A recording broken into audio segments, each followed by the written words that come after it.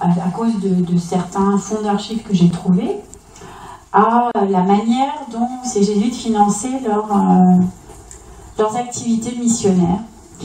Et en particulier au fait qu'ils finançaient leurs activités missionnaires sur la base de donations de particuliers. Ça, tout le monde le sait, en fait, les gens donnent de l'argent aux ordres religieux pour les financer. Mais je me suis rendu compte petit à petit qu'il n'y avait pas vraiment d'histoire de ces donations et très peu d'histoire de ces transactions financières. C'est-à-dire qu'on a beaucoup étudié les plantations jésuites, les propriétés jésuites sur la base de ce qu'on connaissait au XVIIIe siècle, puisque quand les biens ont été confisqués au moment de l'expulsion, il y a beaucoup de sources qui ont été produites sur les biens que possédaient les ordres religieux et les jésuites en particulier. Et donc, je me suis intéressée à tous ces actes notariés qui soit léguaient des biens, soit donnaient des biens. Et de fil en aiguille, j'ai remonté le temps parce que je me suis rendu compte qu'il y avait des donations qui étaient spécifiquement destinées à des activités missionnaires et pas seulement à créer des collèges pour éduquer les créoles, les espagnols nés sur place. Et c'est en remontant le temps vers le XVIe siècle que j'ai découvert, en lisant Guillermo Lomán Villena, qui est grand historien péruvien, qu'il y avait eu au XVIe siècle tout un mouvement de restitution de biens aux Indiens de la part des anciens conquistadors. C'était particulier comme thématique, je me suis dit c'est intéressant, qu'est-ce que ça veut dire, pourquoi ils font ça, quelles influences ont-ils reçues. Pour Lomán Villena, c'était une influence des dominicains en particulier, et puis je suis allée élargir disons le fond des archives qu'il avait déjà utilisé à l'époque de son premier article, qui est en 1966, qui est un très bel article, où il citait beaucoup de sources, et je suis allée les chercher, et je suis allée voir un peu plus loin si je pouvais en trouver d'autres. Et j'en ai trouvé beaucoup d'autres. Et donc ce qui me permet aujourd'hui de vous présenter quelque chose qui n'est pas totalement complet par rapport à cette recherche. Il faudra lire le livre, parce que là je vais faire mon habilitation à diriger des recherches sur ça, et je l'ai fini avant l'été, donc là c'est déjà un peu plus complet par rapport à ça. Toujours est-il que ce travail sur la restitution des biens aux Indiens, et donc sur une injonction morale en fait, c'est-à-dire attendue de la part des encomenderos en particulier, et plus précisément les anciens conquistadors, parce que au moment de faire leur testament, il faut qu'ils se mettent en ordre, il faut qu'ils mettent en ordre leur conscience, et leur conscience est en péril du fait que les guerres par lesquelles ils ont conquis ces territoires et obtenu les biens dont ils bénéficient dans toute la seconde moitié du XVIe siècle sont considérées comme des guerres injustes par les religieux. Donc il a une base juridique qui effectivement est théorique, bien sûr, mais qui semble avoir des effets concrets, c'est-à-dire qu'il y a effectivement des restitutions. Alors ce travail sur les restitutions, il est plus largement, il fait partie plus largement d'un projet de recherche que je dirige avec d'autres collègues sur le rôle des laïcs par rapport aux questions religieuses. C'est-à-dire, ici c'est sur la conversion des Indiens, mais plus largement, avec mes collègues, on travaille sur les financements de la religion de façon plus générale, parce que ces restitutions, en fait, elles finissent toujours, plus ou moins, par être récupérées par des ordres religieux. Vous allez le voir. Alors, le cadre, mais ce qui est intéressant ici, c'est de plus prendre du tout le point de vue des religieux, qui est celui qu'on prend habituellement quand on travaille sur l'évangélisation, d'essayer de comprendre quel était le point de vue de ces gens qui n'avaient pas pour rôle direct d'évangéliser les Indiens. Et donc, comment ils assumaient malgré tout ce devoir qui est celui des encomenderos, puisque je reviendrai là-dessus, ça fait partie de leurs obligations. Alors, cette réflexion que je mène aussi, elle s'inscrit dans un travail sur la place du critère religieux dans la mise en ordre de la société coloniale qui se forme dans l'Amérique espagnole à l'époque. C'est une société, voilà, il ne faut pas l'oublier, qui se met en place et se définit à partir d'une composante indigène, espagnole, africaine. Et donc en même temps, et là je parle de la seconde moitié du XVIe siècle, qu'elle commence à se pacifier après une période de guerre civile très violente. En même temps, la question de la conversion au catholicisme et du respect de l'orthodoxie devient un problème, et un problème qui n'est pas uniquement politique, mais qui est aussi un problème, qui n'est pas seulement un problème religieux, mais qui est surtout et beaucoup un problème politique. Et donc, définir une population qui doit être convertie, ou définir une population qui est toujours en cours de conversion, qui n'a jamais fini de se convertir au christianisme, c'est un des éléments fondamentaux de la justification de la domination des Espagnols dans cette société.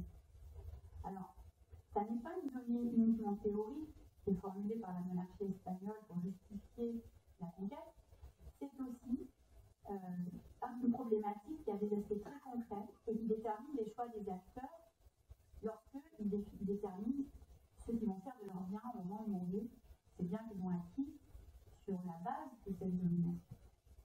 Alors, et ça entraîne la façon dont eux-mêmes formulent, conçoivent, définissent leur rôle dans cette société qui est en train de se former. Et donc, évidemment, les Espagnols sont ceux qui sont censés dominer cette société. Ici, je vais prendre, dans une certaine mesure, leur point de vue, parce que c'est eux qui ont les plus beaucoup de choses, effectivement, sur ces aspects-là.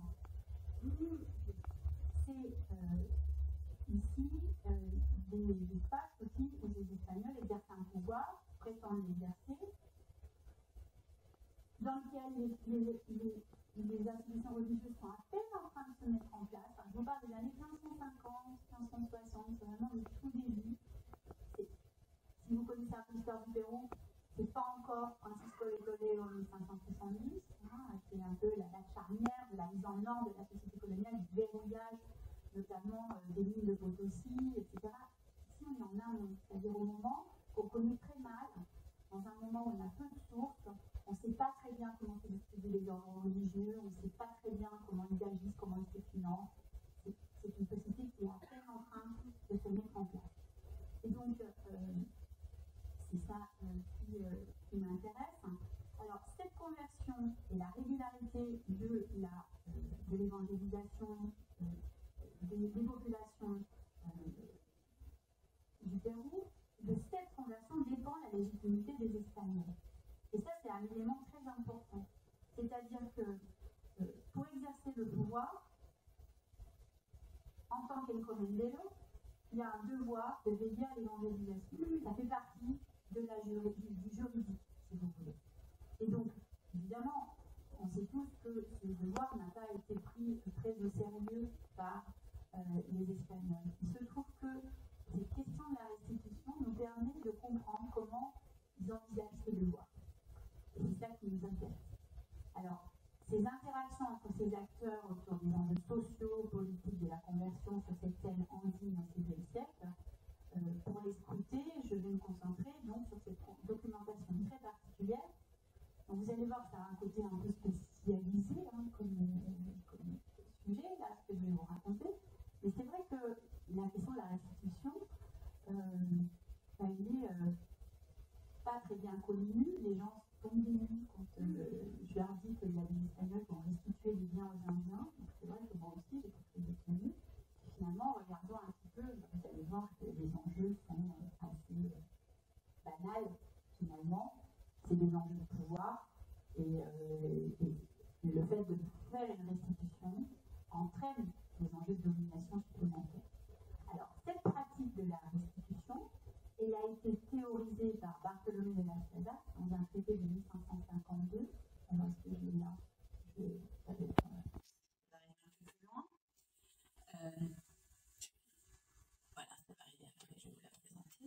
Et cette restitution, elle la préconise depuis les années 1510, que lui-même a abandonné son encomienda. Il est restitué, il est encouragé aussi par les dominicains du Pérou dans les années 1550. On trouve donc la trace dans de nombreux testaments et actes notariés rédigés par l'ancien conquistador de ces restitutions.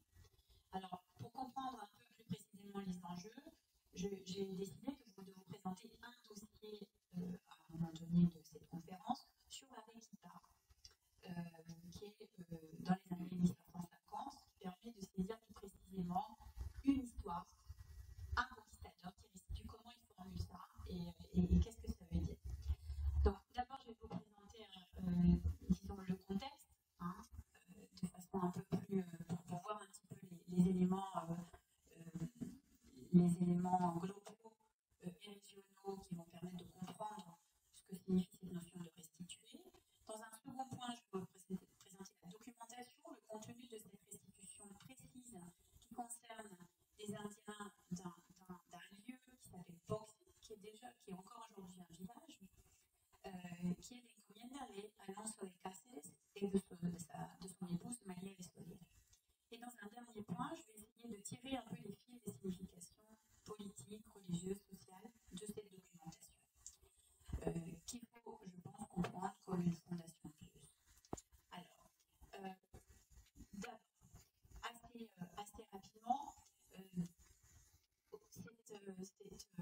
cette période que l'on étudie, c'est une période où l'espace chrétien est en construction. On est dans un contexte où le roi, les Espagnols, aidés du clergé, ont pour objectif de dominer la masse indigène qui vit là, de la faire travailler, et à partir de là se met en place tout un réseau de villes, vous le savez. Ces Espagnols s'installent dans les villes et ils sont l'élite urbaine de ces villes. Et donc ce système des encomiendas, depuis la conquête, en 1532, s'établit sur la base d'une délégation par le roi du pouvoir de prélever le tribut aux Indiens et de prélever la force de travail. Ce n'est pas une concession de terre, ça c'est très important, ni un pouvoir de justice. Pourquoi? Parce que le roi refuse que se mette en place un système seigneurial aux Amériques. Il ne pourrait plus contrôler parce qu'il serait aux mains de particuliers. Donc il se réserve toujours le droit de retirer l'encomienda pour pouvoir contrôler ces Espagnols. Donc ils font la guerre entre eux, on ne peut pas leur faire trop confiance. Il y en a qui sont quand même révoltés contre le roi. Et donc ce n'est pas, on a cette délégation royale du pouvoir de prélever le tribut et la force du travail, a pour contrepartie que ces Espagnols sont censés veiller à la conversion des Indiens en catholicisme. Parce que c'est le devoir du roi. Alors, vous savez qu'en 1542, Charles Quint promulgue les lois nouvelles avec un projet d'extinction des encomiendas qui n'aboutit pas, dans la mesure où ces encomiendas se révoltent contre les lois nouvelles, que cette guerre civile dure de nombreuses années jusqu'en 1548. Alors là, je vous ai mis un schéma qui est tiré du livre de Reyes Arestevi sur l'encomienda de Lucas Martínez Vegaso, qui est un encomendero célèbre qui a laissé des comptes.